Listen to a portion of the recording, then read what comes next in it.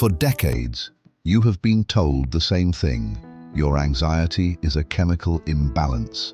Take the pill, correct the levels, fix the brain. There is one problem. No blood test has ever confirmed it. No brain scan has ever proven it. And yet, millions of people were given that answer and sent home. That answer is wrong. And today, Peak Protocol shows you what the Stoics understood, that modern medicine still won't say out loud. Your nervous system is not broken. It is responding perfectly to everything you are feeding it.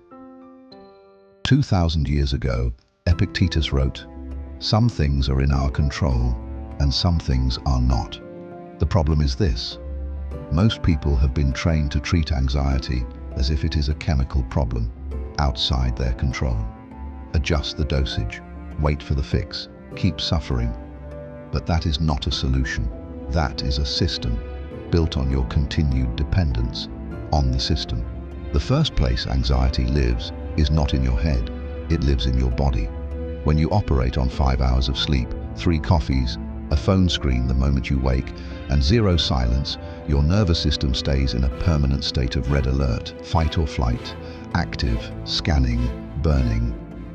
The Stoics called this akrasia, a mind that knows better, but a body that cannot follow. You cannot think your way calm when your body is screaming. The solution is not medication. It is the oldest discipline known to man. Sleep, movement, silence, deliberate rest, withdrawal from stimulation. The second place anxiety lives is in your interpretation, not the event, the story you built around it. Epictetus wrote, "Men are disturbed not by things, but by their opinion of things." Modern psychologists call this cognitive distortion, racing conclusions, catastrophic thinking, worst-case rehearsal. The Stoics had a name for the solution: prohairesis, directed choice, the deliberate selection of how to interpret what is in front of you. You do not control the trigger. You control the meaning you assign to it. That gap is where everything lives. But here is the part that modern medicine almost never addresses: the soul. A 2023 meta-analysis found that social disconnection increases anxiety risk by 29%. Not chemical imbalance, not genetics, disconnection. Marcus Aurelius wrote from inside the Roman Empire, surrounded by war, plague, and betrayal, and he kept returning to one truth: what we do now echoes in eternity. The Stoics did not manage anxiety. They anchored themselves to meaning, to service, to something larger than the self.